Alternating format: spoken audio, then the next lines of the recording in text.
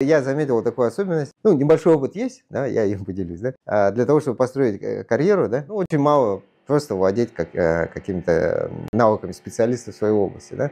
Очень важно же и уметь, ну, будем говорить, речи произносить, да. Не только там выйти на совещание, да, там, встать за кафедру, скажем, да, и какой-то доклад, там, презентацию провести, да, а именно в неформальной обстановке. И опытный руководитель всегда смотрит, как кто что говорит, да, как себя ведет. Вот там в Москве, когда я работал, обратил внимание, что тосты красивее, лучше всех говорят те, кто владеет двумя языками. Ну, как минимум, да? Серьезно?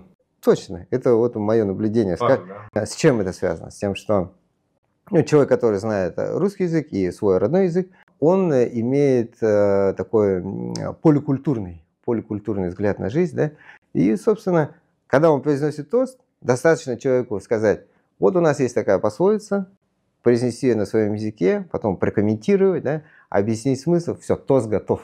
Все слушают с большим вниманием, да, и в том числе руководитель замечает, что вот все как бы внимательно слушают человека, он сумел привлечь к себе внимание, да, а потом где-то в конце тоста, да, как-то привязывает к коллективу, да, и к совместным задачам коллектива. Это получается шикарный тост.